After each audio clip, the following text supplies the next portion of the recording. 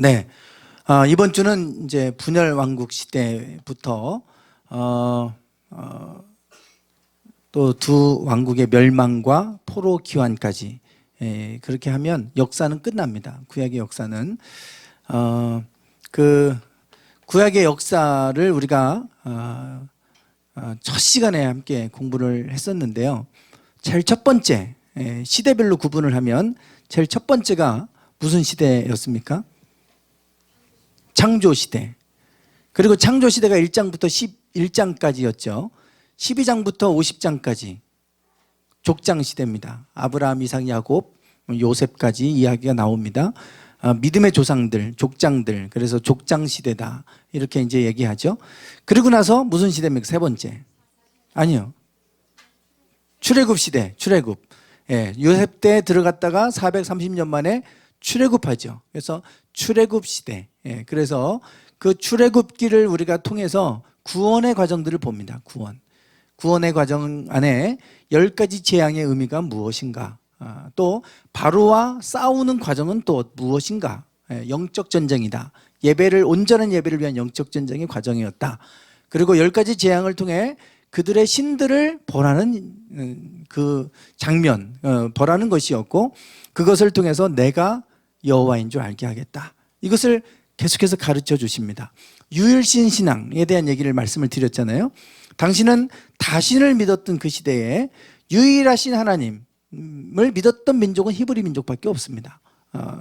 왜 그랬는지, 신은 많다고 생각했고 각 그 분야를 다스리는 신이 있었다고 믿었고, 다 성경 외에, 히브리 민족 외에는 신이 하나라고 믿었던 사람들 하나도 없었어요. 그 정도로 다신론, 범신론이 이렇게 만연했던 그 시대에 신이 하나라고 하는 걸 받아들이기 참 어려웠을 겁니다. 그런데 그 신앙이 출애굽 여정을 통해서 내가 여호와다, 만군의 여호와다 라고 하는 것을 보여주셨고, 그래서 그 신앙을 전수하도록 하게 합니다. 모세가 그 자녀들에게 부지런히 가르치라고 했고, 그 하나님의 말씀, 다른 신을 쫓지 말고 오직 하나님만 섬기고 하나님 말씀대로 살라고 가르쳐주고 계시죠. 그리고 나서 출애굽하고 광야를 건너서, 홍해를 건너고 광야를 지나서 가나안 땅에 들어갑니다. 그때부터 이제 무슨 시대가 열립니까? 사사시대. 사사가 다스리던 시대. 사사시대. 지난주에 우리가 사사시대에 대한 얘기를 했습니다. 사사시대. 이따가 제가 다시 한번 정리를 해드릴게요. 그리고 나서 사사시대가 끝나고 왕정시대. 왕이 세워져서 사울과 다윗과 솔로몬, 그 이외에 또 왕들. 그런데 사울, 다윗, 솔로몬, 요때 이제 왕정이 기틀이 잡힙니다. 근데 잡히자마자 솔로몬 이후에 나라가 둘로 나눠져요. 북이스라엘과 남유다. 분열 왕국 시대입니다. 그러다가 722년의 기원전, 북이스라엘은 아시리아 제국에 망해버리고, 남유다는 바벨론에 의해서 망해서 포로로 끌려갑니다. 그랬다가 70년 만에 귀환을 하게 됩니다. 돌아오게 되죠. 그래서 포로 귀환 시대라고 그럽니다. 우리가 그 시대를 포로 귀환 시대. 포로 귀환하고 나서 등장하는 인물은 에스라, 느헤미야, 에스더, 이 사람들입니다. 그래서 그러면 이제 이스라엘의 역사는 끝이에요. 그걸로. 그게 구약의 역사 끝입니다. 우리가 지난 시간에 사사 시대를 같이 좀 나눴습니다. 가나안 땅을 정복하고 나서 12지파에게 이렇게 땅을 분배를 하게 되죠. 12지파. 근데 12지파를 우리는 다 몰라요. 저도 못 외워요. 외워도 금방 까먹습니다. 왜냐하면 다른 지파는 별로 존재감이 없어요. 단 2지파만큼 우리가 기억해야 된다. 2지파. 지난주에 2지파를 계속해서 강조해서 말씀을 드렸습니다. 사사기의 주제가 요거라 그랬죠. 맨 마지막 절 21장 25절에 있는 말씀입니다. 같이 한번 읽어보시겠습니다. 시작.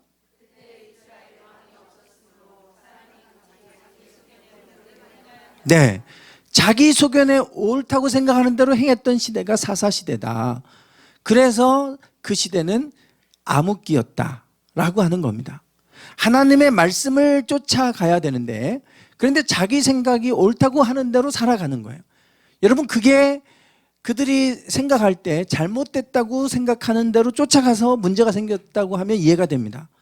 그런데 내가 생각할 때 이게 옳다고 생각해서 가는데 그게 그 시대를 타락하게 만들었어요. 그러니까 우리가 우리 생각이 옳다고 생각하는 대로 따라가면요, 그게 옳을 것 같잖아요. 그렇지 않다는 거예요. 그래서 그 시대에 가면 오늘 우리의 가치관이라든지 이런 것들이 시대마다 계속 바뀝니다. 계속 바뀌어요. 옛날에는 그게 틀렸던 것이 어느 때는 또 옳은 것이 되어버리고, 세상이라고 하는 게 영원한 진리는 변하지 않아야 되는데 이 세상적인 건 자꾸 변해요. 유행처럼 바뀝니다. 그래서 이게 자기 생각, 그 세상도 그런데 자기 생각은 뭐 어떻겠어요?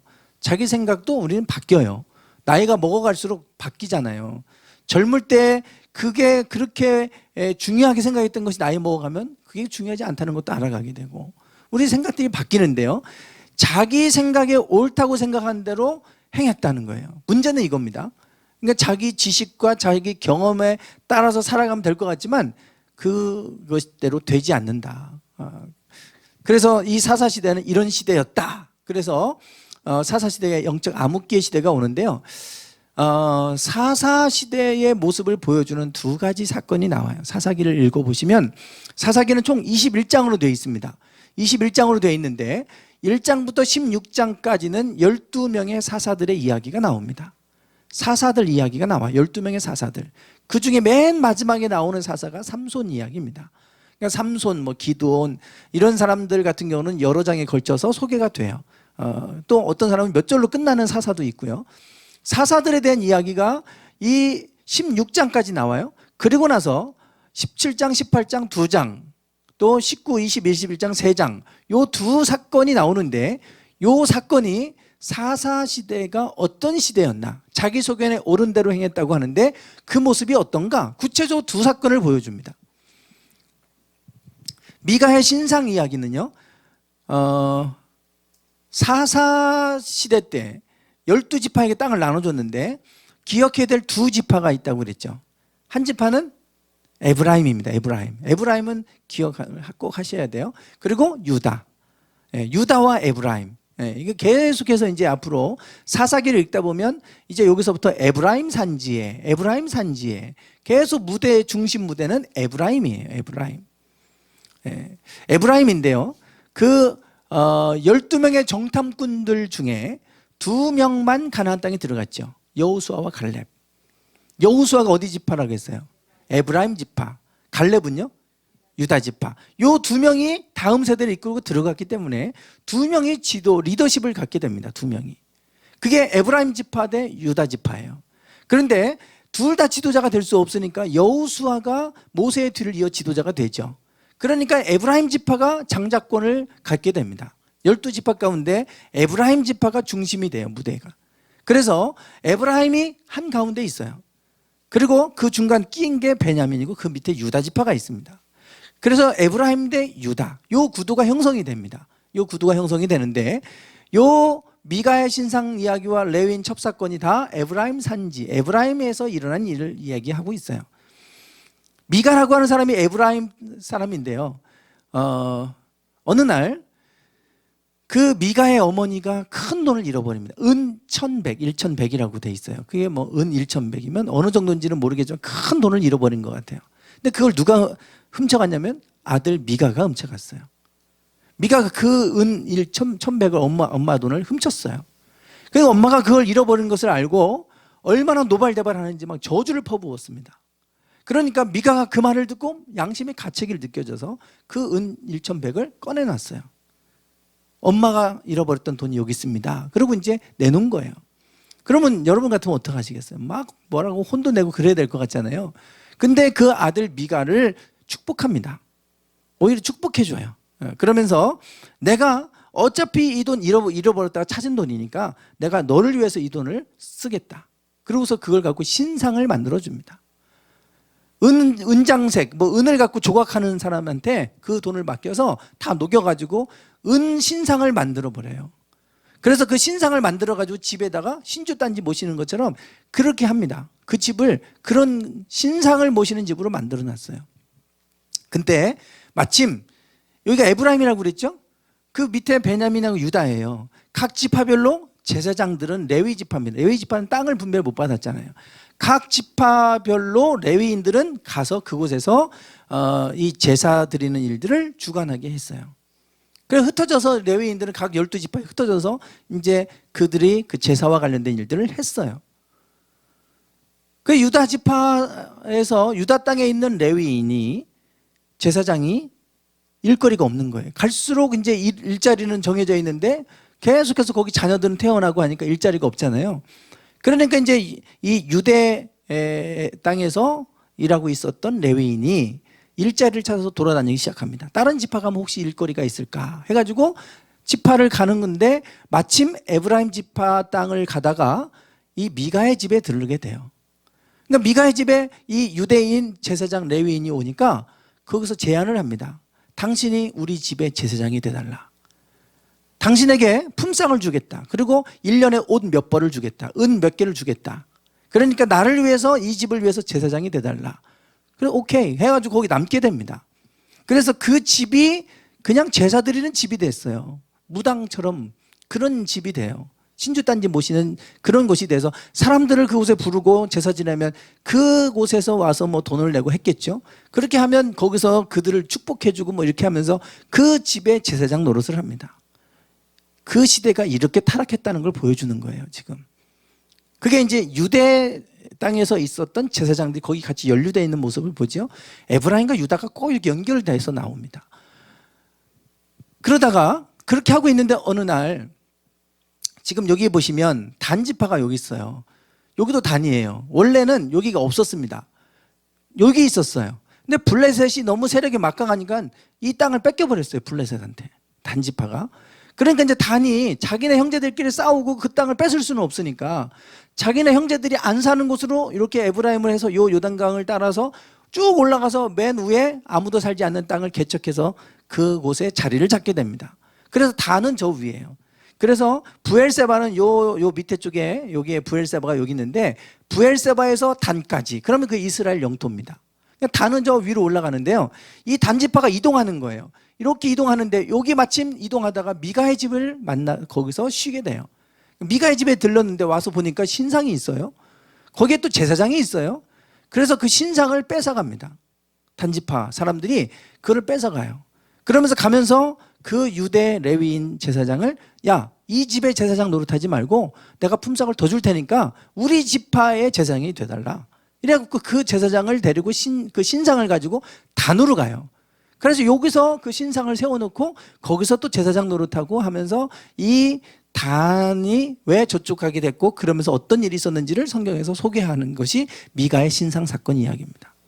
자기소견에 옳은 대로 행했다는데 지금 이 모양이 된다고 하는 걸 보여주는 거예요. 지금 나중에 요 단이 아주 영적으로 타락한 곳이 됩니다. 나중에.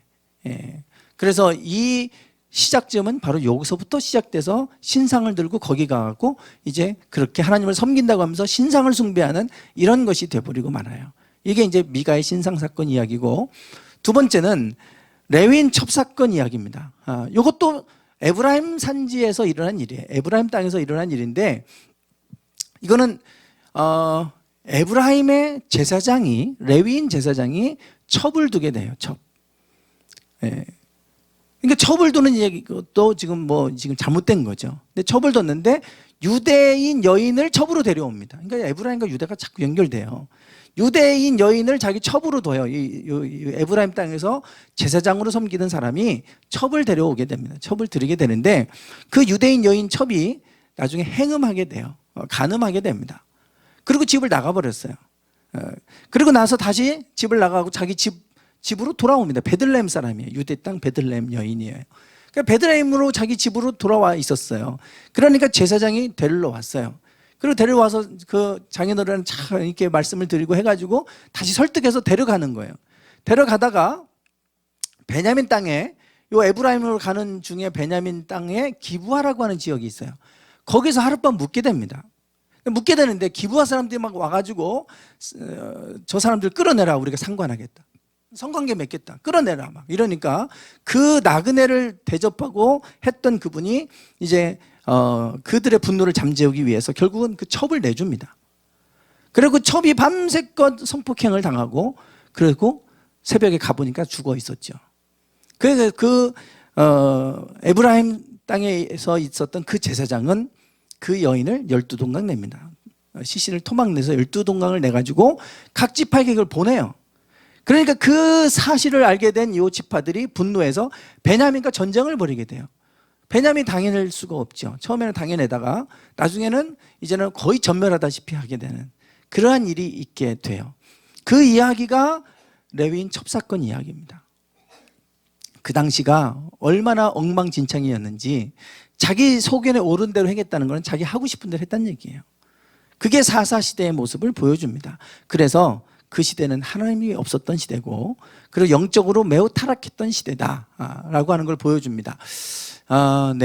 이건 제가 다 설명을 드렸고요. 네. 그러다 보니까 하나님을 떠나서 살다 보니까 그 주변에 있는 이방인들에게 침략을 당하고 압제를 당하는 이제 그러한 상황에 놓이게 됐고 그때마다 하나님을 찾으면 사사를 통해서 그들을 구원해 주시는 이제 그 이야기가 사사 시대의 모습이었다. 이제 이방인들로부터 자꾸 압제를 당하다 보니까 그들이 우리가 너무 약하다. 왕을 세워달라. 그래서 이제 왕을 세우고 왕정시대가 시작이 되죠. 사울, 다윗, 솔로몬 이렇게 되는데요. 사울이 초대 왕이 됩니다. 아까 베냐민 지파 가운데 낀 베냐민 지파 사울이 초대 왕이 되고 그러니까 제가 볼 때는 아마 에브라임과 유다가 이렇게 패권 싸움을 하고 있다가 중간에 낀 사람을 왕으로 세우자 해갖고 되지 않았을까 싶어요. 그래서 사울 왕이 됐다가 나중에 이제 다윗이 통일 왕국을 이루고 솔로몬 때 최고 전성을 이루죠. 그러고 나서 나라는 두둥강 납니다. 두둥강 나는데 또 솔로몬 이후에 북이스라엘과 남유다 이렇게 또 둘로 또 나눠져 있죠. 예. 그래서 남유다는 솔로몬의 아들 르흐보암이 다스리게 되고요.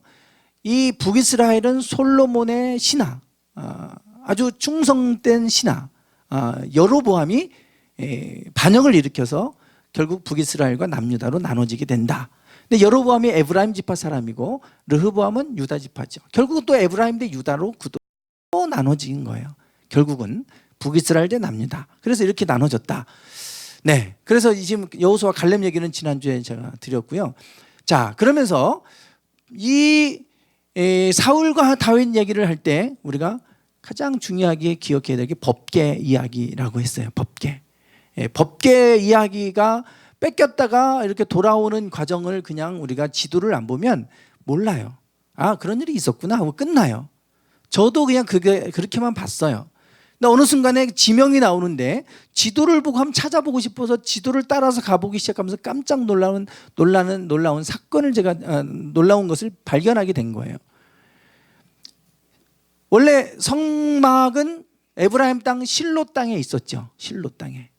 이 실로에 있어서 그런데 요 아벡 전투 블레셋과의 아벡 전투에서 법궤를 뺏겼습니다. 뺏겨서 아스돗으로 그들이 갖다 놨다가 그 다곤 신전에 갖다 놨는데 다곤 신상에 쓰러지는 일이 있었잖아요. 그래 목이 부러지니까 기분 나빠가지고 또 이 가드라고 하는 곳에 보냈더니 그곳에 전염병이 돌고 그래서 또 에그론으로 보냈더니 거기도 전염병이 돌고 그래서 이제 소 새끼를 막 이제 뗀 그 소가 끄는 마차에다가 법궤를 올려놓고 어디로 가나 보자 이런 거예요. 그랬을 때 새끼를 뗐으면 집으로 돌아가야 되겠죠. 근데 유다 땅으로 가는 거예요. 그게 베세메스로 간 겁니다. 그래서 이게 우연이 아니라 하나님께로부터 온 재앙이구나. 이들이 그걸 깨닫게 됐죠. 그 베세메스 사람들이 뭔가 마차에서 실려갖고 오니까 뚜껑을 열어본 거예요. 그 안에 하나님의 법궤가 있는데 그걸 열었다가 수많은 사람이 죽임을 당하는 사건이 있었고 그래서 다시 어디로 보냈냐면 기럇 여아림으로 보내게 됩니다. 여기에서 20년을 머물게 돼요. 법궤가 아비나답의 집에 20년을 머물게 되죠. 네, 그래서 이제 법궤가 이렇게 뺏겼다가 돌아서 기럇 여아림까지. 요 기럇 여아림은 유다 땅이라고 그랬잖아요. 결국은 이 성막에 있는 법궤는 가장 중요한 핵심 중에 핵심이잖아요. 그 법궤가 에브라임 땅에서 유다 땅으로 옮겨지는 사건을 보여준다. 그러니까 에브라임 대 유다의 구도에서 이제는 하나님이 촛대를 유다 땅으로 옮기시는 거다. 하나님의 영광이 에브라임에서 유다로 옮겨지는 것을 보여준다 라고 하는 거예요. 이것은 매우 중요한 사건입니다. 앞으로 하나님의 영광은 이제 북이스라엘에서 떠나서 유다 속에서 일하신다라고 하는 걸 보여주는 거예요. 그래서 유다 지파가 지금까지 남아서 명맥을 유지하고 신앙이 전수가 되게 해서 지금까지 그 땅에서 예수님이 오셨고 그 복음이 온 땅에 퍼지게 된 거 아닙니까? 결국은 그게 여호수아와 갈렙으로부터 시작된 요 두 믿음이 에브라임이 먼저 장자권을 가지고 우선권을 가졌지만 그러나 그들이 하나님을 잃어버렸을 때 하나님은 유다에게로부터 그걸 촛대를 옮기셨고 유다를 통해서 하나님의 일들을 이루어가기 시작하십니다. 그게 이제 요 사건이에요. 그래서 이제는 다윗과 솔로몬을 통해서 유다 왕국, 이스라엘 전체 통일 왕국이 이루어지고 그때 이스라엘은 최전성기를 맞게 됩니다. 그게 이제 성경에서 법계 이야기예요. 결국은 촛대를 북이스라엘에서 남유다로 옮겨오는 사건이다 라고 하는 걸 지난주에 말씀을 드렸어요. 우리가 요 것들을 모르고 그냥 성경을 스토리만 읽다 보면 이 중요한 것들을 놓치게 되는 거예요. 그래서 이 하나님의 법궤가 이렇게 해서 그들이 옮겨온 것도 아니고 하나님이 옮겨 놓으셨다. 네, 그때 성막은 어디 있었느냐? 기브온 산당에 있었다. 기브온. 원래 실로에 있었다가 사울이 왕이 되고 나서 베냐민 땅으로 옮겨옵니다. 성막을. 그래서 그 기브온이 어디냐? 보면 여기에 바로 기브온 써 있잖아요. 바로 옆입니다. 앞입니다. 바로 옆이에요. 그런데도 사울은 왕이 돼서도 법궤를 찾아올 생각도 하지 않았다. 자, 그런데 다윗은 왕이 되자마자 가장 먼저 한 게 법궤를 찾아오는 일을 했다. 예루살렘으로 옮겼죠. 이게 사울과 다윗의 큰 차이라고 하는 것입니다. 그래서 법궤 이야기가 사무엘상 6장부터 8장에 나오고요. 사무엘하도 6장에 나와요. 결국은 사무엘상 6장과 사무엘하 6장은 법궤장입니다. 법궤. 법궤를 잃어버린 사건이 사무엘상이고 법궤를 되찾은 사건, 예루살렘으로 옮겨온 사건이 사무엘하 6장이에요. 이것이 이 왕정시대, 초창기 왕정시대에 사울과 다윗의 그 중요한 차이점을 보여주고 법궤가 이동해서 결국은 예루살렘으로 가게 되는 이 여정을 보여줍니다. 네, 자, 사울과 다윗의 결정적 차이인데 여기 하나님이 사울을 버리신 이유가 여기 나와요. 한번 읽어보겠습니다. 시작.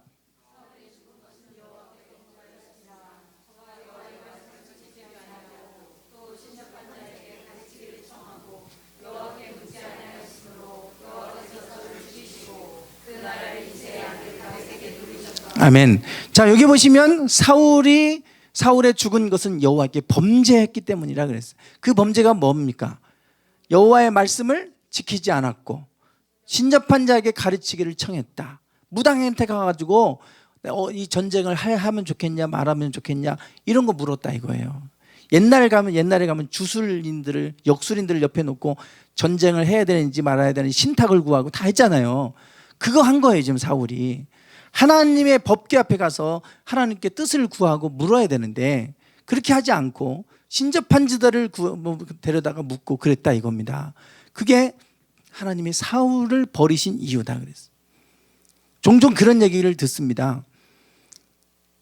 무당들이 하는 얘기예요. 무당들이. 예전에도 무당이었다가 예수님을 영접하고 기독교인 크리스찬 된 사람들이 많이 있잖아요. 그분들 하는 얘기는 교회 성도들이 너무 많이 온다는 거예요. 교회 성도님들이. 장로님도 오고 권사님도 오고 심지어 어떤 목사님도 온대요. 참 기가 막힐 노릇이에요. 하나님을 믿으면서 왜 무당을 찾아갑니까? 근데 그런다는 거예요. 그러니 사람들은 그냥 재미삼아 갔을 수 있다고 말할 수 있을지 모르지만 하나님 앞에 그게 큰 범죄예요. 하나님이 아니라 다른 걸 의지하고 다른 것에게 뜻을 구하고 이런 거잖아요. 사울이 그랬다는 거예요. 그래서 하나님이 사울을 버리고 다윗에게 돌렸다. 그 나라를 돌렸다. 그렇게 말씀하시잖아요. 다윗은 왕이 되자마자 하나님의 궤를 옮겨오자 사울의 때에는 우리가 궤 앞에서 묻지 아니하였느니라. 그래서 다윗은 법궤를 예루살렘에 옮겨놓고 날마다 거기서 장막을 쳐놓고 그래서 그 앞에서 하나님께 뜻을 구했어요. 아침 저녁으로 아삽을 통해서 하나님을 찬양하게 시켰습니다. 시편에 나오는 아삽의 시가 다 하나님을 찬양하는 시예요. 그러니까 이 다윗은 늘 그 앞에서 하나님 앞에 묻었던 사람이에요. 그걸 다윗의 장막이라고 부르고 있죠. 예. 그래서 다윗과 사울은 너무나 달랐던 모습을 보여줍니다. 자, 사울이 버림받은 결정적인 두 가지 사건이 있어요. 사무엘상 13장을 좀 펴보세요. 사무엘상 13장. 구약 성경에 흐르는 중요한 두 가지 주제입니다. 사무엘상 13장.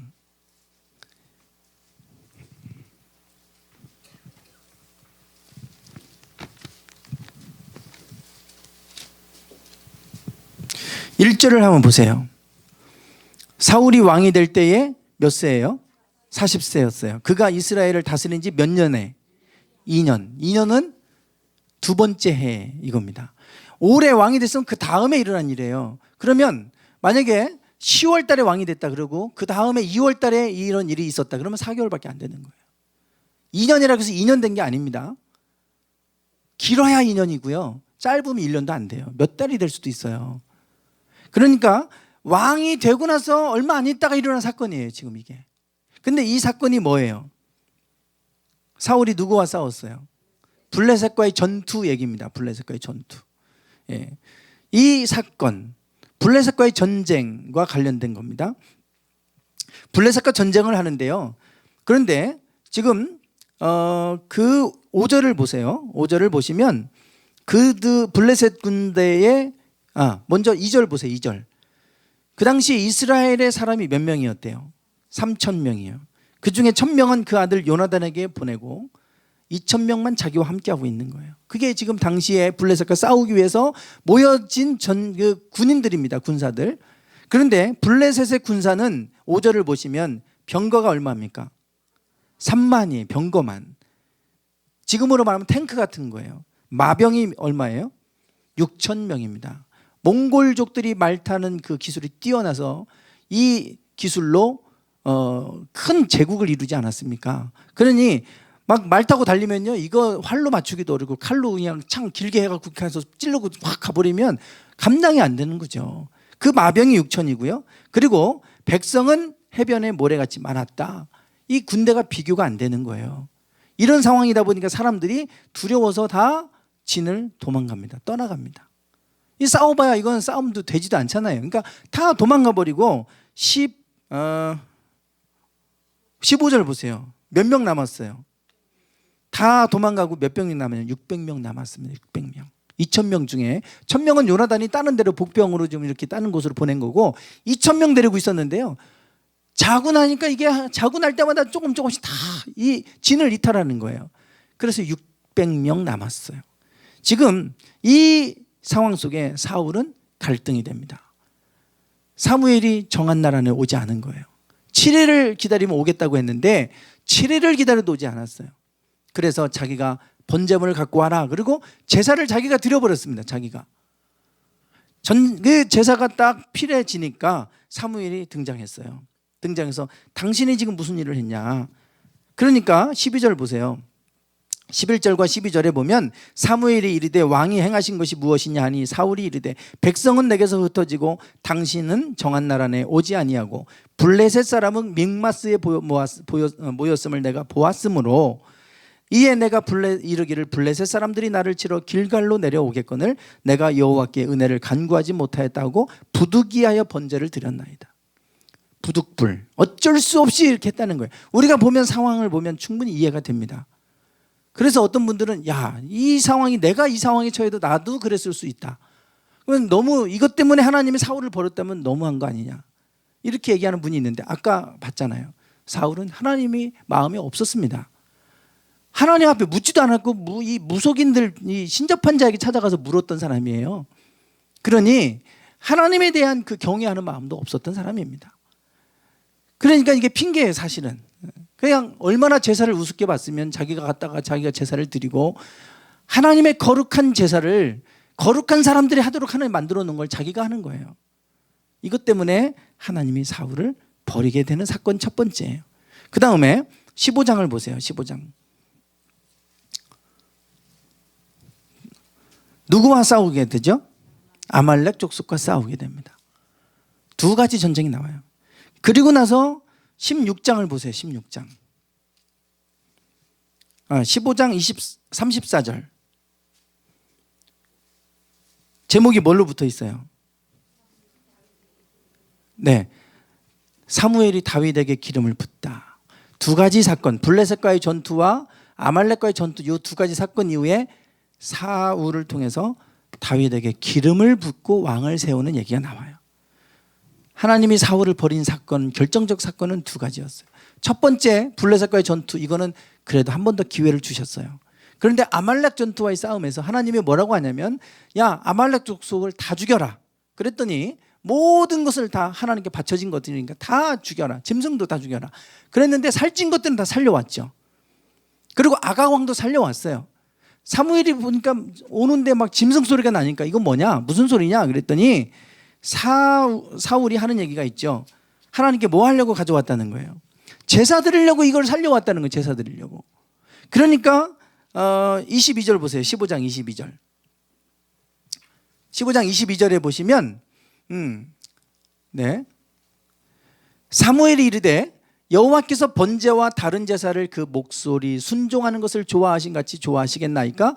순종이 제사보다 낫고 듣는 것이 수양의 기름보다 낫다. 하나님 앞에 순종하지 않는 그 더러운 제물을 가지고 하나님께 드리신다고 해서 하나님이 그거 받으시겠냐? 순종이 제사보다 낫습니다.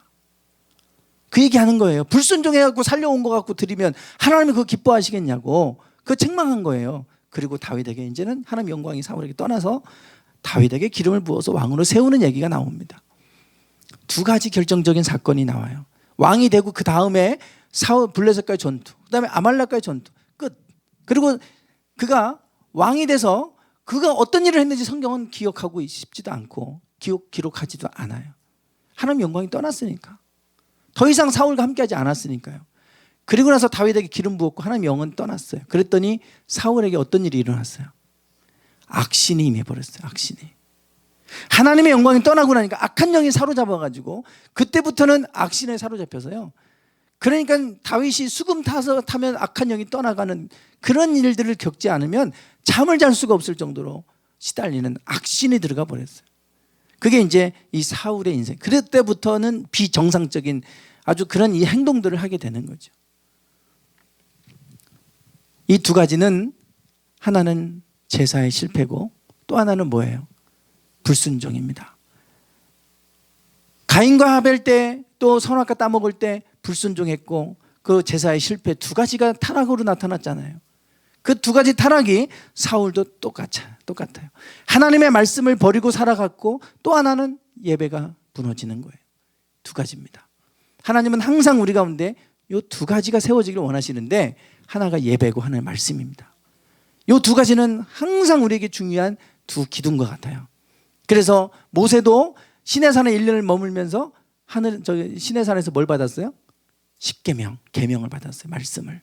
또 하나 뭘 만들었어요? 성막을 만들었어요. 예배하는 성막. 이 두 가지 준비되니까 이제는 가나안 땅으로 들어가라. 그거 준비되니까 가나안 땅 보내시잖아요.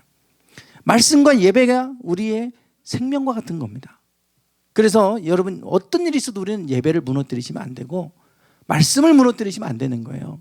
마지막 때가 되면 말씀을 듣고 싶어도 들을 수 없는 말씀의 기갈의 때가 온다는 거예요. 그러니까 읽을 수 있을 때 읽어 놓으셔야 되고요.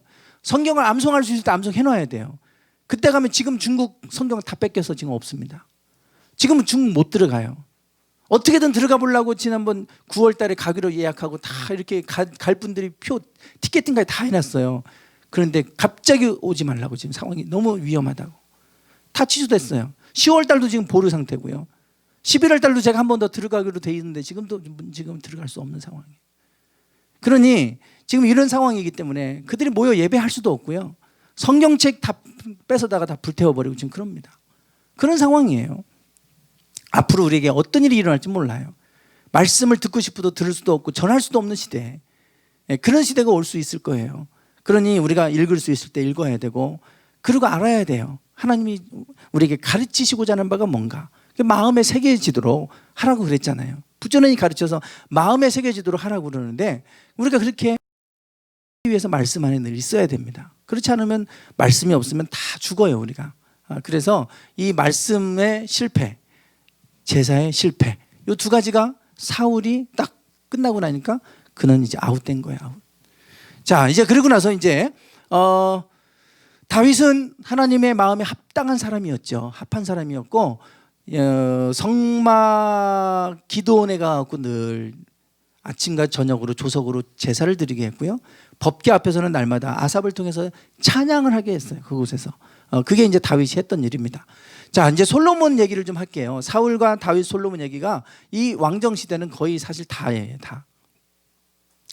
솔로몬 그러면 우리가 기억해야 될 사건이 하나 있어요. 1,000번째입니다. 1,000번째. 열왕기상 1장 3장에 딱 보면 1천 왕이 되고 나서 가장 먼저 한 게 뭐냐? 1,000번째 제사를 드린 얘기예요. 제사. 그러면 1,000번째가 어떤 제사인지 아시죠? 1,000번째. 윤 집사님, 1,000번째. 무슨 제사예요? 1,000번째?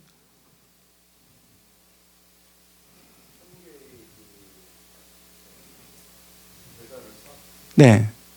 네. 맞습니다.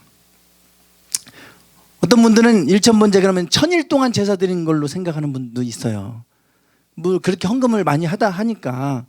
근데 솔로몬이 했던 제사는 그런 건 아니에요. 기브온 산당이 컸고요. 그 넓어서 거기다가 단을 1,000개를 만들어 놓은 거예요. 그래서 한 번에 1,000개 제사를 드려버렸어요. 한 번에. 어느 누구도 하지 않았던 거니 그 규모가 얼마나 대단했겠습니까? 단 하나에다가 나무를 쌓아놓고 소나 양을 잡는데 거의 이제 제사장들은 소를 잡았어요. 그러면 그거를 각을 뜨고 잡으려면 뭐 제사장이 그 하나의 단에 한 5명만 붙는다고 해보세요. 그러면 1,000번째면 5,000명입니다. 제사장들만. 그러면 나무를 하는 그 사람들도 있을 거 아니에요. 어마어마한 규모죠. 솔로몬이 왕이 되자마자 했던 거는 하나님 앞에 너무 감사한데 이 감사를 어떻게 표현할까? 그러다가 1,000번째를 드리게 돼요. 어느 누구도 하지 않았던 겁니다. 그 후에도 이렇게 한 사람이 없어요. 다윗이 유일하게, 솔로몬이 유일하게 이 제사를 드렸어요. 왜 이 솔로몬은 이런 제사를 드렸을까라고 하는 건데요. 그 앞에 1장과 2장을 보면 그것을 우리가 알 수가 있어요. 3장에 1,000번째 얘기가 나오는데 1장과 2장에 이런 얘기가 나와요. 먼저 그 다윗의 아들들이 있었어요. 아들들이. 그 아들들이 먼저 다윗이 왕이 된 게 유대 땅 헤브론에서 7년 6개월 먼저 왕이 됩니다. 그리고 북이스라엘은 이삭의 아들 무비보셋이 왕이 돼 있었고, 그러니까 나중에 무비보셋을 죽이고 목을 가져다가 다윗에게 바치고 우리의 왕도 되주시오. 그래서 북이스라엘과 남유다를 통합해서 다스리는 통일 왕국을 이루게 되죠. 그 전에는 헤브론에서 7년 6개월 왕이 돼서 다스렸는데 그 헤브론에 있을 때 낳은 아들들이 이러했다. 첫째가 누굽니까? 암논. 둘째 다니엘. 셋째 압살롬. 넷째 아도니야. 다섯째 스바디아. 여섯째 이드로함. 6명입니다. 이때는 솔로몬이 태어나지 않았을 때예요. 헤브론에서 7년 6개월 다스리면서 낳은 아들이 6명이었다. 물론 부인들은 다 다릅니다.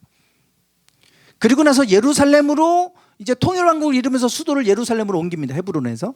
예루살렘에서 33년을 다스려, 총 40년을 다스리게 되는데 요 예루살렘에 가서 낳은 아들들은 이러하니, 그러면서 시므아, 소밥, 나단, 솔로몬. 여기에 이렇게 솔로몬이 여기 나옵니다. 10번째예요, 솔로몬은. 그런데 요 4명은 누구의 소생이에요? 암미엘의 딸 바수아. 이게 바수아가 밧세바입니다. 밧세바. 그가 다윗이 우리아의 아내 밧세바를 데려다가 범했던 그 밧세바예요. 그걸 바수아라고 이렇게 부르는데 요 소생이었다 이러잖아요. 그러니까 밧세바로부터 4명의 아들들이 태어나는데 그중에 솔로몬은 마지막 4번째입니다. 그런데 다윗이 솔로몬을 사랑했죠. 그러니까 다윗이 늙을 때까지 왕을 책봉을 못해요. 왜 그렇겠어요? 솔로몬은 너무나도 10번째니까 어렸고요. 그러니 위에 형들이 많잖아요.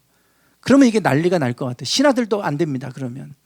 그러니 솔로몬을 왕을 세우고 싶은데 세울 수는 없고 신하들은 반대하고, 그러니까 결국은 못하고 하다가 마지막 노년에 병들어서 침대에 누워있다가 반란이 일어날 것 같으니까 그때서야 비로소 나단 선지자에게 솔로몬 세우라고 이렇게 얘기하잖아요. 그런 상황이 정치적으로 매우 위태로운 상황이었습니다. 여기 보시면 그 솔로몬 이외에도 또 다른 자녀들이 이렇게 있었다 라고 하는 얘기고, 다른 여인으로 통해 태어난 자녀들입니다. 여기 보시면 뭐 이렇게 암논, 길르압, 압살롬의 또 누이 다말, 아도니아, 스바디아,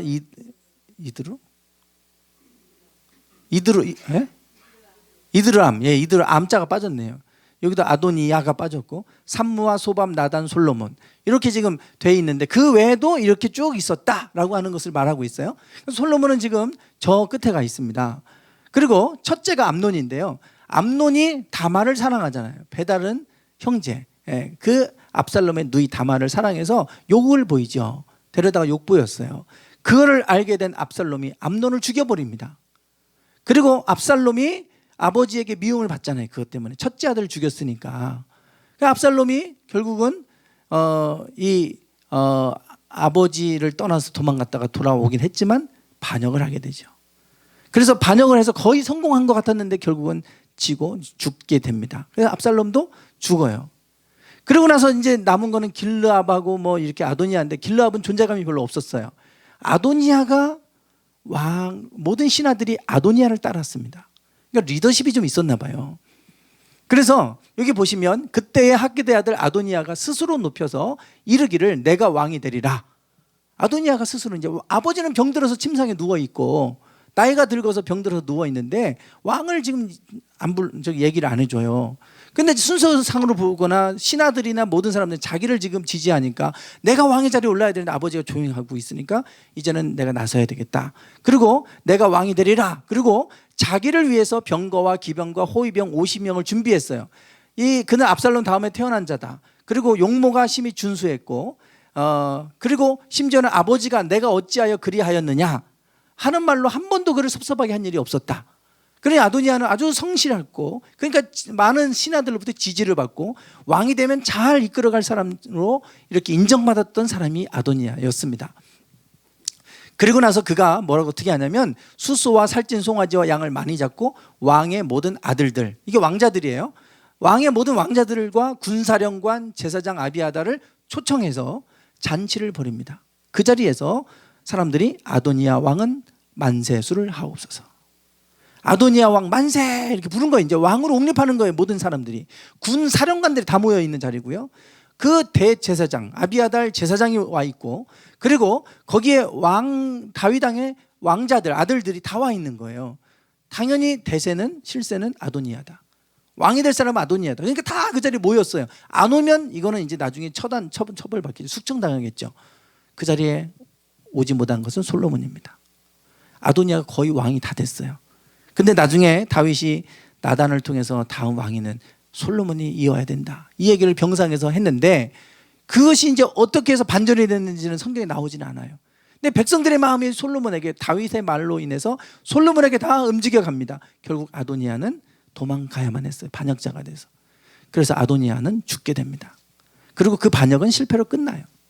그리고 나서 솔로몬이 왕에 올랐어요. 이런 상황에서 왕에 올랐으니까 얼마나 하나님께 감사했겠어요.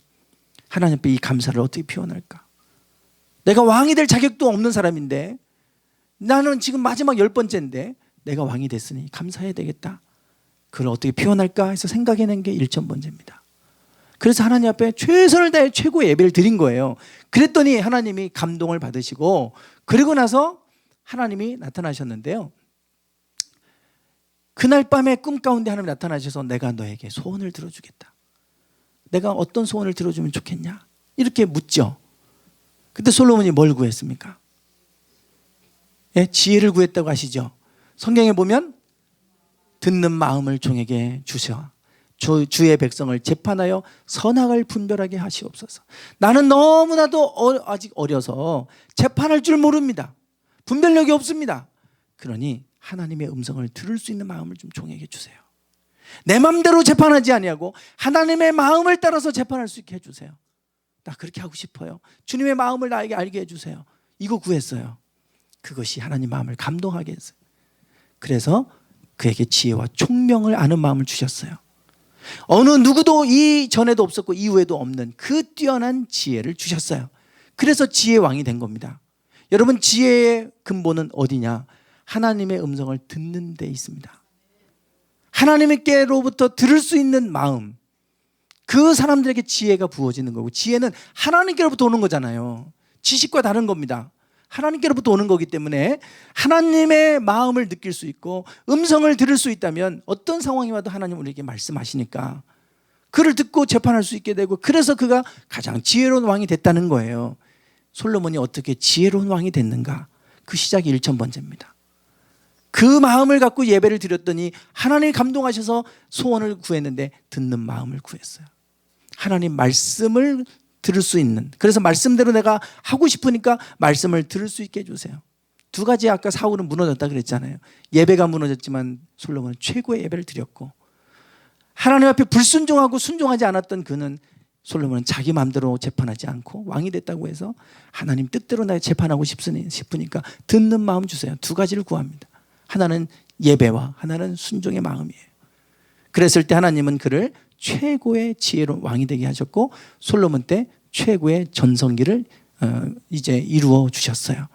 그래서 전에도 없었고 후에도 뒤에도 너와 같은 자가 일어남이 없을 것이다. 너와 같은 자가 없게 될 것이다. 실제로 솔로몬과 같이 그렇게 지혜로운 왕은 등장하지 않습니다. 이게 솔로몬 때 지금 영토예요. 요 안에 있는 것은 사울 때, 그 당시에 12지파, 여기 요단강 동편 쪽하고 서편 쪽하고 이렇게 점령했던 단이 여기 있잖아요. 이게 이제 12지파 사사시대 때, 사울 때 영토예요. 다윗 때는 이만큼입니다. 보라색 이만큼.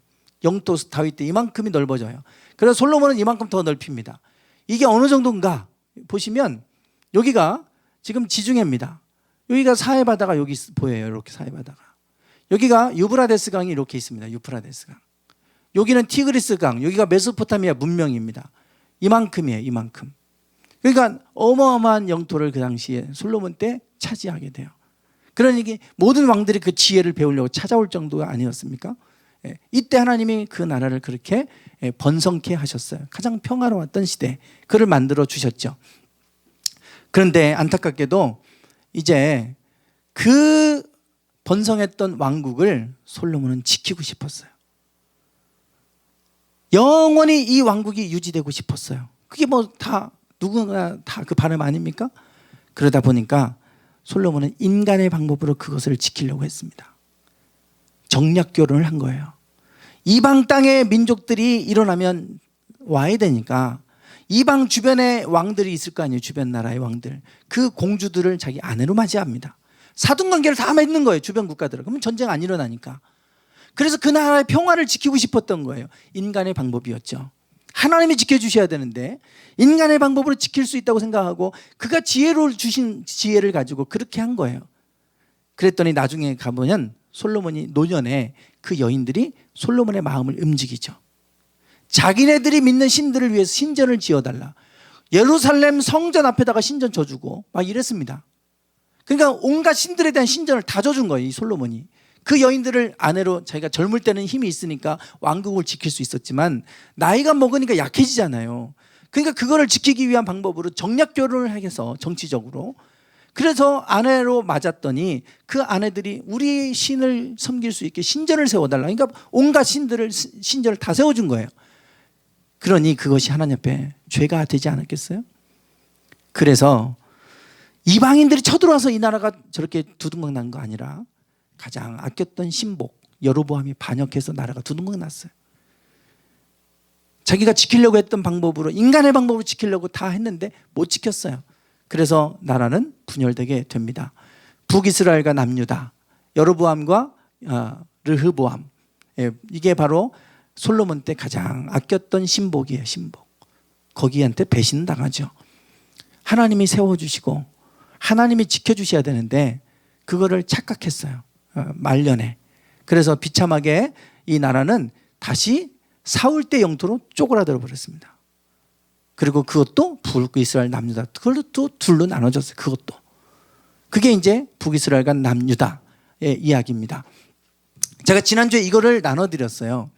아마 갖고 오셨어요? 네, 이걸 나눠드렸는데 여기 이제 북이스라엘의 왕들입니다. 북이스라엘 이렇게 쭉 가다가 멸망. 721년, 722년이라고도 하고 721년이라고도 합니다. 기원전. 지금 보시면 색깔이 다른 거는 이게 여로보암, 아까 여로보암이 솔로몬의 신복인데 반역해서 북이스라엘 나라를 쪼개서 나눠줬다겠죠. 그래서 이제 북이스라엘과 남유다로 이렇게 나눠져서 이제 흘러가는 거예요, 두 왕국이. 여로보암이 22년을 다스리고요. 그 여로보암 18년째 됐을 때 르호보암이 죽고 아비야가 왕에 오랐다, 이 얘기입니다. 화살표가 거꾸로 이렇게 올라가는 거는 아사왕 3년째 나답이 아니라 바하사가 왕이 됐다, 이거를 지금 표시해 놓은 거예요, 화살표 위아래는. 그래서 요 여로보암 22년 다스리고 자기 아들한테 왕위를 물려줬는데 2년째 되는 해 반역이 또 일어나요. 그게 바하사 장군이 반역을 일으킵니다. 그래서 바하사가 왕이 돼요. 24년을 다스리고, 그리고 그 아들 엘라에게 왕위를 물려줬는데 또 2년째 되는 해에 또 반역이 일어난 거예요, 시므리가. 그리고 7일 다스리다가 또 오므리가 또 반역을 일으켜서 오므리 장군이 이제 왕에 오르게 됩니다. 이 얘기인데, 이 과정들을 보세요. 북이스라엘 다 반역의 역사입니다. 반역의 역사. 시작이 반역으로 시작됐죠. 계속 반역입니다. 반역의 영이 흘러가요. 여러분, 우리는 이 영적인 것이 가정 안에 세대에서 세대로 흘러간다는 걸 알아야 돼요.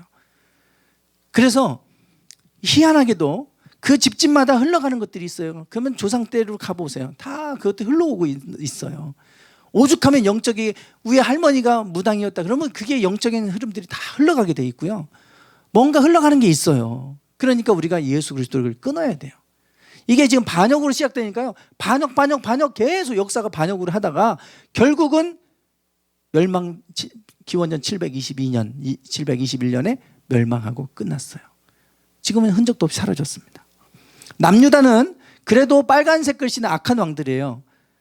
우상을 섬겼던 악한 왕들. 파란색은 선한 왕들, 하나님을 잘 섬겼던 왕들. 그거 표시했어요. 그래서 그래도 여기는 그 반역이나 이런 혈통이 다윗 혈통이 없습니다. 그 혈통 벗어났으면 거기서 예수님이 못 오셨죠.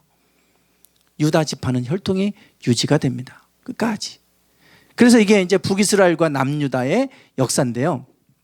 네, 722년이라고도 하고 721년이라고도 하고, 여기도 587년이라고도 하고 586년이라고도 하고 지금 이렇습니다. 그래서 아수르의 멸망에서 없어졌고, 유다는 바벨론에 포로로 끌려갔다가 70년 만에 돌아오는, 지금 이제 이런 역사를 갖게 돼요. 여로보암의 죄가 나오는데, 여로보암이 아까 이제 반역을 일으켰잖아요. 그래서 북이스라엘과 남유다로 갈라졌는데, 열왕기상을 좀 펴보세요. 아주 중요한 이야기가 여기 담겨져 있어요. 열왕기상 12장.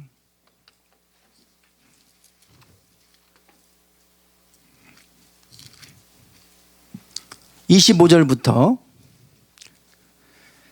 33절까지 536쪽, 열왕기상 12장 25절부터 33절까지 한번 보시면, 여로보암이 에브라임 산지에 세겜을 건축하고 거기서 살며 또 거기서 나가서 분우엘을 건축하고 그의 마음에 스스로 이르기를 나라가 이제 다윗의 집으로 돌아가리로다.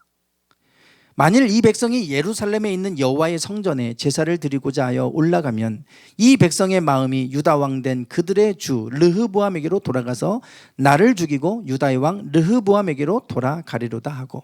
이게 뭐냐면, 여로보암의 가장 큰 걱정은 뭐냐면, 절기 때가 되면 제사를 드리러 성전으로, 예루살렘 성전이 있는 예루살렘을 간다 이거예요. 솔로몬 때 성전을 지었잖아요. 그러니까 북이스라엘 사람들도 제사를 지내려면 예루살렘을 갈 거 아니에요. 그러면 가서 왔다 갔다 이렇게 하다 보면 마음을 유다에게 뺏긴다 이겁니다. 그러면 자기를 죽이고 이 나라를 또 르흐보암 유다 왕에게 갖다 바치면 어떡할까? 이거 걱정이 되는 거예요. 그러니까 이제 못 가게, 왕래를 못하게 막아버려야 돼요. 북한이 폐쇄하는 것처럼 이 북이스라엘도 이스라엘 사람들이 예루살렘 못 가게 막아야 돼. 그럼 막으려면 어떻게 해야 되냐? 성전에 못 가게 하려면 제사는 드려야 되는데, 그러니까 제사를 드리도록 성전에 못 가게 하기 위해서 처한 방법이 있어요. 그 뒤에 보면 이에 계획하고 28절에 두 금송아지를 만들었다 그랬죠. 그래서 하나는 어디에 뒀어요? 베델에 둡니다. 또 하나는 단. 여기 단이 나오죠? 아까 단이 이동하면서 신상 갖다 놓고 거기서 우상 섬기고 이랬잖아요. 거기다가 금송아지를 만들어 놓고 거기서 제사할 사람은 글리 가고, 베델에서 제사할 사람은 베델로 와라. 베델은 어떤 곳입니까? 베델은 하나님의 집이라는 뜻을 갖고 있죠. 야곱이 도망갈 때 베델에서 돌을 베개 삼아서 잠을 자다가 천사들이 오르락 내리락하는 사닥다리 위에서 오르락 내리락하는 그 꿈을 꾸게 되죠. 그때부터 여기는 하나님의 집이다. 그래서 베델이라고 이름을 진 거예요. 그러니까 거기는 매우 신령한 장소로 알려져 있는 땅입니다. 그러니까 예루살렘이 아니라 그곳에다가 금송아지 만들어 놓고 이게 하나님이다. 앞으로 하나님을 섬기려면 이곳에 와서 이 금송아지 앞에 제사 드려라. 이렇게 한 게 여로보암이 한 일입니다. 베델 가서 할 사람은 베델 가서 하고 단에 가서 할 사람은 단에 가서 하고 두 군데 했다 이거예요. 이게 여로보암의 죄입니다. 그리고 첫 번째, 제사하는 장소를 예루살렘에서 베델과 단으로 바꿔버렸어요. 두 번째, 31절에 보세요. 또 산당들을 짓고 레위 자손이 아닌 보통 백성으로 제사장을 삼았다. 하나님이 구별해 놓은 레위인이 아니라 아무나 자기가 세우고 싶은 사람 제사장 세워서 그 일을 하게 했다 이거예요. 두 번째는 제사장입니다. 레위인을 보통 사람으로 바꿔버렸어요. 세 번째, 32절 나오죠. 8째 달 곧 그 달 15일 15번째 날로 절기를 정했다. 8월 15일을 그들의 절기로 정했는데 유다의 절기와 비슷하게 했다 그랬어요. 저는 전에 이거를 6월절로 해석을 했거든요. 그런데 유다의 절기와 비슷하게 했다. 초막절이 며칠인지 아세요? 7월 15일입니다. 7월 1일이 나팔절이고 7월 10일이 대속제일, 7월 15일이 초막절이에요. 비슷하게 하니까 8월 15일 바꿨다는 거예요. 한 달로 뒤로. 그래서 저는 6월절 1월 14일을 바꿨다고 생각을 했는데 이게 비슷하지 않잖아요. 그래서 대부분 많은 분들이 초막절로 보고 있더라고요. 그래서 내가 그 부분을 미스했구나. 그래서 전에는 6월절로 제가 얘기를 했었는데 초막절 같아요. 보니까 그 날짜와 비슷하게 했다고 하는 거 비슷하잖아요. 지금 7월 15일이 초막절이에요. 초막절은 이스라엘에서 매우 중요하게 지킨 절기입니다. 6월절과 더불어서. 그래서 6월절을 안 지켜도 초막절은 지켰어요. 그러니까 초막절이 아주 그들이 중요했는데 7월 15일을 8월 15일로 바꿔버립니다. 날짜를 바꿔버렸어요. 이게 여로보암이 행했던 죄예요. 그러니까 이제 니네는 절기 지키겠다고 가지 말고 유다 땅에 못 가게 하기 위해서 다 바꿔버린 거예요. 지금. 그때부터 모든 왕들은요 다 보세요. 이제 읽다 보면 그 왕들에 대해서 평가할 때 여로보암의 길로 행하며, 여로보암의 길로 행했다는 표현이 나오면 아까 세 가지 그 따라서 했다는 겁니다. 그 송아지, 금송아지 있는 데 가서 하게 똑같이 했고, 날짜 똑같이 7월 8월 15일로 바꾼 거 그대로 또 지켰고, 제사장도 아무나 시켰고, 이거 그대로 행했다는 거예요. 이게 북이스라엘이 멸망할 때까지 어느 누구도 이거를 다시 원위치로 바꾸는 사람 하나도 없습니다. 끝까지 갑니다. 끝까지. 그래서 그 읽다 보면 다 여로보암의 죄를 따라 행하는 것을 오히려 가볍게 여겼다. 이게 아합 왕의 얘기예요. 오히려 바알을 섬겨 숭배했다. 그러니까 여로보암의 죄 혹은 여로보암의 길 뭐 이런 거 나오면 아까 그 세 가지 생각하시면 됩니다. 북이스라엘은 이 죄로부터 벗어나지는 못해요. 결국은 하나님이 아닌 우상을 숭배하는 나라로 전락해버리고 말았어요. 그래서 역사 속에서 사라집니다. 흔적도 없이 사라졌어요. 12지파 가운데 유다지파 하나 남은 거예요. 그리고 유다가 멸망하게 되는데요. 유다의 죄는 두 가지입니다. 첫 번째, 산당을 무너뜨리지 못했다는 거예요. 산당은 그냥 이렇게 산 같은 데 있잖아요. 우리도 보면 옛날에 조금 신령해 보이는 곳이 있으면 돌 쌓아놓고 뭐 끈 매놓고 막 거기서 물 떠놓고 빌고 이랬잖아요. 그런 산당들, 조금 뭐 상수리 나무 그러는데 그게 무슨 좀 영험해 보이는 나무 같은 거, 그런데 밑에서 뭐 사람들이 빌고 했던 거, 1월 성신 앞에 빌고, 성전 가서 하는 게 아니라 그런 데 가갖고 하다 보니까 이게 문제가 되잖아요. 이 산당을 없애지 못했다. 그게 유대의 큰 죄 가운데 하나입니다. 아무리 선한 왕도 이 산당은 해결하지 못했어요. 왜냐하면 그들이 뭐 제사 드리려면 예루살렘까지 가야 되는데 너무 머니까 불편하잖아요. 그냥 가까운데 이런 데 가고 그냥 이렇게 하는 거예요. 요 문제를 해결하기 어렵죠. 문제가 있는 걸 아는데 그렇다고서 다 없애버리면 이 사람들이 갈 데가 없잖아요. 예루살렘 와야 되는데. 그러니까 이제 알면서도, 문제가 되는 줄 알면서도 이걸 어떻게 해결할 수 있는 방법이 없는 거예요. 성전을 여러 개 져놓을 수도 없고 뭐 이런 상황이었죠. 그래서 이 산당의 문제, 또 하나는 유월절을 지키지 않았다는 거예요. 유월절. 가장 중요한 유월절을 지키지 않았다. 이게 이제 남유다가 멸망하게 된 그 원인이 됩니다. 유월절을 지킨 사람이 있어요. 여기 요시야하고 히스기야 두 번입니다. 사사가 이스라엘을 다스리던 시대부터 이스라엘 열왕의 시대에든지 유다 열왕의 시대에든지 이렇게 유월절을 지킨 일이 없었다.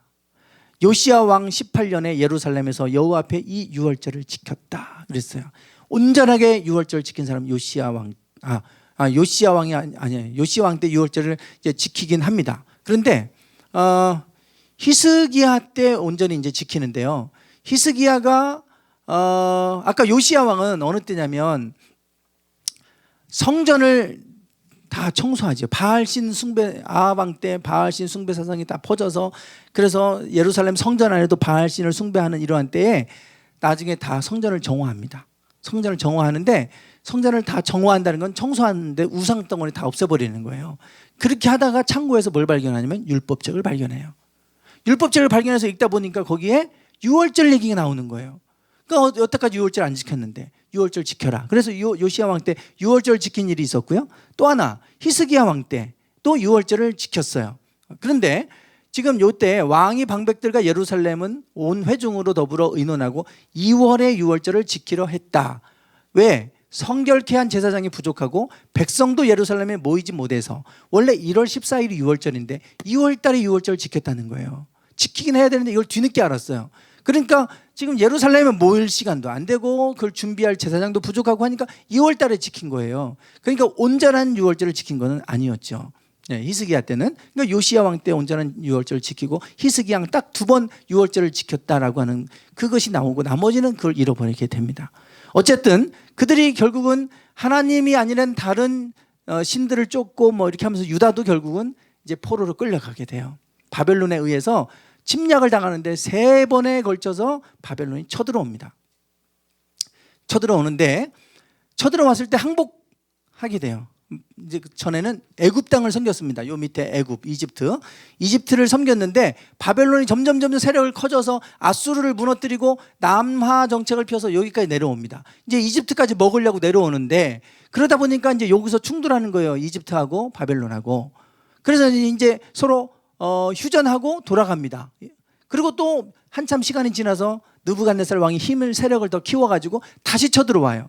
그때는 이집트가 세력이 약해서 이제는 더 이상 막아줄 수가 없었죠. 그래서 이제 이스라엘이 바벨론과 싸워 이길 수가 없잖아요. 항복했어요. 그리고 이제는 이집트를 섬기지 않고 바벨론을 섬기겠습니다. 약속했어요. 조공을 바치겠습니다. 이렇게 약속을 하고 그때 왕족들이 다 포로로 끌려갔습니다. 왕족 후손들이, 귀족들. 그때 포로로 끌려간 사람이 누굽니까? 첫 번째, 다니엘이 기원전 605년에 포로로 끌려가요. 그래서 다니엘서는 나라가 멸망하기 전에 미리 포로로 끌려가서 그곳에서 일어난 일들을 기록을 하고 있는 거예요, 지금. 그러니까 다니엘은 지금 요 나라가 멸망하기 전에 포로로 끌려가 있는 상태입니다. 그리고 나서 약속을 했는데 이스라엘이 배반한 거예요, 바벨론을. 그리고 또 이집트하고 붙었어요, 이집트하고. 이집트 편에 붙어가지고 이집트하고 같이 하고 조공 안 바치는 거예요. 그러니까 바벨론이 화가 나서 또 쳐들어갔어요. 597년으로 돼 있잖아요. 이게 불과 지금 605년이니까요. 한 8년이죠. 602년부터 전쟁이 시작돼요. 그러니까 3년 만에 배반한 거예요. 3년 만에. 602년에 다시 쳐들어와갖고 약 5년 동안 전쟁하고서 이스라엘이 항복하고 결국은 또 포로를 끌고 가는데 그 두 번째로 포로를 끌려간 사람은 에스겔입니다. 597년에 포로를 끌려가요. 그러니까 다니엘과 에스겔은 거의 동시대 인물이라고 보시면 됩니다. 큰 차이가 없어요. 약 8년 정도밖에 차이 안 납니다. 8년. 그리고 나서 또 배반하는 거예요. 이스라엘이. 세 번째 배반. 그러니까 이제 또 와가지고 완전히 멸망시켜버렸어요. 이번에는. 그러고 나서 많은 사람들 강제 이주시켰죠. 바벨론으로. 그게 586년, 587년 하는 겁니다. 10년 후에 에스겔이 포로로 끌려가고 10년 후에 또 배반해가지고 그래서 세 번째 쳐들어왔고 완전히 멸망시켜버렸어요. 그래서 남유다는 멸망하고 포로로 끌려갔다가 70년 만에 돌아옵니다. 돌아오는데 이거는 뭐 다니엘이 환상 중에 큰 신상을 보는 사건이 나오잖아요. 이 신상은 바벨론 성분이 달라요. 금 뭐 여기는 놋 또 구리와 또 여기 또 황토 흙으로 된 거 이렇게 이제 뭐 4가지로 돼 있는데 이게 바벨론 메데 페르시아 제국, 헬라 제국, 로마 제국, 요 10발가락은 아마 유럽을 얘기할 거다. 이거는 이제 사람들 해석입니다. 요 네 가지는 이렇게 분명한데 요 다음에는 이제 유럽으로 이제 많이 해석을 한 건데, 요거를 결국 뜨인 돌 예수 그리스도가 무너뜨리는 거예요. 로마 전체를 무너뜨리는 것처럼 그거를 환상을 보여주신, 그게 다니엘서에 나오는 거예요. 그리고 에스겔서를 보시면 에스겔에 두 가지 또 환상이 나와요. 다니엘의 환상, 아까 저 결국은 하나님의 왕국이 만들어질 것을 보여주는 사건이고요. 예수님을 통해 주님의 복음이 전파되면서 로마 왕국이 다 끝나잖아요. 복음화되잖아요. 그걸 보여주셨다면 에스겔에게 두 가지 환상을 보여주셨는데, 하나가 마른 뼈 환상. 그래서 이 마른 뼈들이 살아나는데 뭐를 전했을 때 살아났어요? 말씀을 전했을 때. 말씀의 회복을 얘기하는 거고, 두 번째 환상은 성전에서 생수가 흘러나오는 거예요. 이거는 예배의 회복을 얘기합니다. 말씀과 예배. 여기 마찬가지예요. 하나님이 다시금 회복시킬 때는 두 가지 회복시키겠다는 겁니다. 말씀과 예배. 그리고 나서 이제 포로가 70년 만에 돌아오게 돼요. 돌아와서 이걸 진짜 에스겔의 환상처럼 하나님 회복시키십니다. 고레스라고 하는 페르시아 왕이 바벨론을 무너뜨리고 페르시아 왕이 됐는데, 고레스가 이렇게 얘기해요. 바사왕 고레스는 말하노니 하늘의 신 여호와께서 세상 만국으로 내게 주셨고 나를 명하사 유다 예루살렘에 전을 건축하라 하셨나니. 이 전은 성전입니다. 이스라엘의 하나님은 참 신이시라. 너희 중에 무릇 그 백성된 자는 다 유다 예루살렘으로 올라가서 거기 있는 여호와의 전을 건축하라. 너희 하나님이 함께 하시기를 원하노라.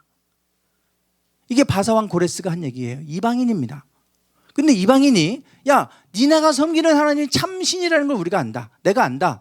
그러니까 너희들 예루살렘으로 올라가서 너희들 무너졌던 성전 다시 건축해라. 그러면서 모든 물자를 다 제공해 줍니다. 이게 성경에 나오는 얘기예요. 그러니까 역사학자들이, 야, 이런 거짓말이 어딨냐. 어떤 나라가 이방인을 정복했는데 돌아가라고 다시 해주고 자기네들 성전 종교를 허용해 주면, 그러면 이 제국을 다스리는데 어렵잖아요. 민족성을 말살해야 제국을 유지하는데 그들의 민족성을 더 살려주면 어떻게 다스립니까? 근데 페르시아가 바벨론을 무너뜨리고 바벨론은 그들을 다 그렇게 했는데, 이 페르시아는 자기가 왕이 되자마자 제국을 이루자마자 돌려보내고 성전을 지으라고 다 대줬다는 거예요. 성경에 밖에 없는 얘기니까 이건 꾸며진 얘기다. 이런 게 어딨냐 그랬어요. 그런데 페르시아의 고레스는 역사에서도 매우 중요한 인물입니다. 키루스 대제라고 불리는 그 왕이잖아요. 이 사람의 무덤이 발견됐어요. 무덤이 발견됐는데 그 무덤 안에 이와 같은 원통형, 그래서 원통형, 실린더가 원통형이잖아요. 이런 비문이 발견됩니다. 실린더, 원통형 비문이 발견돼요. 여기 안에 다 지금 이게 그들의 쐐기 문자가 다 여기에 기록으로 돼 있어요. 요것을 해독해 보면 이런 내용이 나와요. 나 고레스는 세계의 왕이며 성소들과 그 안에 있던 신상들을 티그리스강 저편의 신성한 도성들로 기환시켰으며 그들을 위하여 영구적인 성소들을 지어주었다. 이런 말이 나와요. 성경에 나온 얘기가 거짓이 아니라 사실이었던 거예요. 실제로 왕이 되자마자, 야, 니네 가. 그리고 거기서부터 훔쳐왔던 여러 가지 많은 성물들을 다 돌려보내주고, 그리고 성소들을 지어주었다고 나오잖아요. 그대로 이게 기록에 다 발견되면서 드러났어요.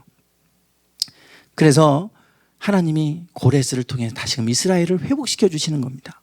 그래가지고 니네 갈 사람은 가라. 그래가지고 1차로 기환을 하는데요, 3번에 걸쳐서 기환합니다. 기원전 538년에 고레스령을 따라서 기환을 합니다. 그 다음에 아닥사스다 왕 때 기원전 458년에 두 번째로 2차로 기환을 해요. 또 아닥사스다 왕 때 445년이니까 약 8년밖에 차이 안 나죠. 8년 후에 또 갈 사람 또 가라 그랬더니 세 번째로 또 돌아가는 사람들이 있었어요. 3번에 걸쳐 돌아갑니다. 첫 번째 돌아갈 때 지도자는 누구냐면 수룹바벨입니다. 수룹바벨. 유다 지파의 왕족이에요. 왕족. 수룹바벨과 예수아는 대제사장. 그래서 수룹바벨이 가지고요, 뭐를 하냐면 성전을 짓습니다. 성전이 무너졌으니까 성전을 지어요. 자기들 집을 먼저 지니까 학계 선지자가 등장을 하죠. 야, 하나님의 집은 다 무너졌는데 니네 집만 짓냐? 그래서 그들이 책망하는 말씀이 나오잖아요. 학계 선지자가. 그러면서 성전을 지어요. 그래서 수룹바벨 성전이라고 부릅니다. 제2성전을 수룹바벨 성전이다. 그리고 나서 458년도 그러니까 38 더하기 42 그러면 한 80년 정도 후네요. 그때 에스라가 돌아와요. 에스라가 학사 겸 제사장 에스라가 돌아와서 뭐를 가르칩니까? 말씀 율법을 가르쳐요. 율법. 그러면서 그때부터 정한 음식과 부정한 음식을 나누기 시작했고, 그때부터 안식일을 지키기 시작했고, 그때부터 유대인 독특한 그 문화가 만들어지기 시작합니다. 그래서 회당을 만들고 율법을 가르치는 일을 하는 거예요. 회당. 열 집만 모이면 다 회당부터 만들었으니까요. 지금도 흩어져 있는 유대인들은요, 미국이나 캐나다나 다 마찬가지입니다. 최동수 권사님 잘 아시겠네요. 어떻게 최동수? 네, 그 유대인들 회당으로 다 가죠. 학교 끝나면요, 우리는 학원 가지면 거기는 회당으로 갑니다. 형이 살고 있는데 제가 미국 가보니까 거기도 유대인들이 다 회당에 모여서 거기서 다 모든 게 이루어지고 교육이 이루어지고 그럽니다. 회당을 그때부터 에스라 때 말씀 가르치는 사역을 하려고 세우기 시작해요. 그때부터 주변 사람들이 저 사람들은 우리와 다르다. 그래서 그때부터 다른 사람들을 얘기하기 시작하면서 유대인 부르기 시작한 거예요. 그때부터 유대인이에요. 지금도 마찬가지입니다. 그들은 우리가 달라요. 음식도 정한 음식, 부정한 음식 정확하게 나눠서 먹습니다. 그 나라 갈 때 우리 음식 못 사가요. 큰일 납니다. 아무거나 막 거기서 우리가 먹을 수가 없어요. 접시에다가 그들이 못 먹는 음식 담아놓으면 부정 탔다고 다 깨뜨려 버립니다. 제사장들이. 그러니까 이 사람들은 지금까지도 그러는데 그게 에스라로부터 시작이 돼요. 말씀을 통해서 마른 뼈들이 살아나는 환상을 보여주었잖아요. 에스겔에게. 에스라가 와서 그 사역합니다. 말씀을 전했더니 그들이 살아나는 거예요. 회복되고. 그리고 나서 약 7년 아니 58이 8 더하기 5하면 13년 정도. 예. 13년 정도 후에 그러니까 에스라가 아닌데요. 느헤미야가 돌아오죠. 에스라 느헤미야가 돌아와서 성벽을 재건합니다. 성전 재건을 하잖아요. 예배 회복을 얘기하는 거고 말씀의 회복을 얘기하는 거죠. 그리고 이제 성벽을 울타리를 칩니다. 돌아와서 이제 회복하는 이야기들이에요. 이게 이제 구약 성경의 이야기 전부예요. 여기다가 요 시대에 있었던 인물이 지금 이게 에스라가 말씀 가르치는 사역이고, 이거는 느헤미야가 성벽 짓는 거. 이게 누구겠어요? 에스더. 죽으면 죽으리이다. 그리고 이스라엘 백성을 그 땅에서 다 전멸당할 상황 가운데서 구원해내는 사건. 이게 이제 불임절이라고 하는 거예요. 불임절. 지금도 그들은 불임절을 지키고 있습니다. 12월 15일이에요. 12월 15일. 그리고 성전을 이제 그 포로로 돌아와가지고 예수님 마태복음 예수님 등장할 때까지 여기를 중간기라고 그러는데 이게 약 400년이에요. 400년. 말라기부터 마태복음 요 사이에 400년의 공백이 있어요. 성경에는 없습니다. 그 400년을 중간기라 그러는데 그때가 헬라 제국 알렉산더가 활동하던 그때예요. 그리고 로마 대제국이 막 일어났을 때, 우리 예수님 때는 로마가 이제 대제국을 형성해 있을 때고요. 그 400년 사이에 헬라 제국이 등장했다 망하고 로마 제국이 세워지는 요 얘기가 400년 사이에 있어요. 그때 이스라엘도 큰 격변기를 거치게 됩니다. 그러면서 그때 제우스 신을 섬기게 되고 뭐 이런 때가 있었어요. 그러다가 자기네 왕국 하스모니아 왕조 100년 동안 독립해서 자기네 왕국을 다시금 세울 때가 있었어요. 그때 성전을 정화합니다. 제우스 신상 돼지머리 갖다 놓고 제우스 신상 앞에 제사했던 거 다 헐어버리고 다시 원상태로 복구한 것을 기념해서 수전절, 성전을 깨끗하게 정화했다. 그래서 수전절로 지켜요. 그게 며칠인지 아세요? 12월 25일입니다. 성탄절. 똑같아요, 날짜가. 그러니까 이단들이 자꾸 하는 얘기가 뭐 태양신 얘기 자꾸 하는데 아니에요. 수전절, 정화하고 우상을 섬겼던 걸 다 없애고 하나님을 섬기는 것을 다시금 바꾸는 것을 기념해서 수전절로 지킨 게 12월 25일입니다. 불임절은 12월 15일이고 이렇게 돼요. 그래서 구약시대의 역사가 이렇게 흘러갑니다. 예. 그래서 참 많은 분량의 이야기를 제가 이렇게 짧은 시간에 다 말씀을 드렸는데 이렇게 흐름으로 흘러간다. 결국 그 중심에는 왕국이 무너지는 과정 속에 솔로몬 때의 왕국이 이제 무너지죠, 말년에. 그리고 나서 북이스라엘과 남유다로 갈라졌지만 여로보암의 죄로 인해서 북이스라엘은 멸망해서 없어졌고 남유다는 포로로 끌려갔지만 다시금 하나님 고레스를 통해 돌아오게 하셔서 그리고 나서 다시금 에스라를 통해 말씀을 가르치고 이 나라가 왜 이렇게 됐을까? 왜 우리가 멸망해서 포로로 수치를 당하고 이렇게 돌아와야만 했을까? 말씀을 잃어버려서 그렇다. 에스라가 말씀을 가르치기 시작하면서 이 나라가 회복되는 이야기가 지금 에스라서에 나오고 있어요. 그래서 제2의 부흥이 막 일어나는 이야기입니다. 예. 그래서 오늘 우리가 하나님의 말씀을 가르치고 말씀 안에 있으면 반드시 하나님 수치를 당하지 않게 하세요. 그리고 예배가 회복되어지는 곳은 반드시 하나님 임재하세요. 이 두 가지가 무너졌을 때 다 모든 게 망가진 거예요. 그래서 구약 성경 전체에 흐르는 것은 두 가지입니다. 그리고 하나님은 다시금 그것을 회복시켜 주시는 과정들을 또 보여주고 있죠. 네. 오늘 우리가 이 구약 성경의 쭉 흐름을 좀 봤어요. 다음 주에는 이제 왕정시대 때 활동했던 예언자들 있잖아요. 그게 예언서예요.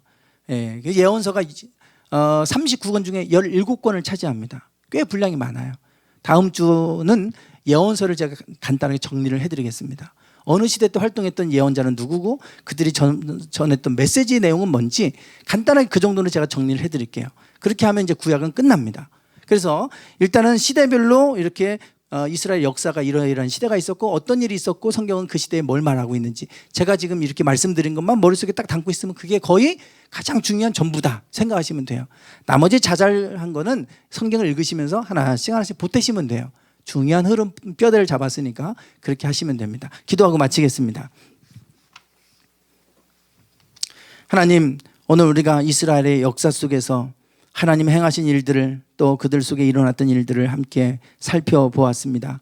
어느 시대에든지 하나님을 떠나고 하나님 앞에 예배가 무너지고 말씀이 무너지면 반드시 그 시대에 고통이 찾아왔다고 하는 것을 우리는 보게 됩니다. 하나님, 어떤 상황에 있을지라도 사울처럼 부득이해서 그랬다고 말하기 이전에 어떤 상황에도 불구하고 하나님 앞에 온전히 예배하고 말씀대로 살아갈 수 있는 저희들 되게 해 주시옵소서. 갈수록 시대가 악해져 갑니다. 하나님, 말씀 위에 서게 하여 주시고 말씀 붙들고 살아가는 저희들 모두가 되게 하옵소서. 한 주간도 지켜주시고 한 주간도 우리와 함께 해 주시옵소서. 예수님의 이름으로 기도드리옵나이다. 아멘.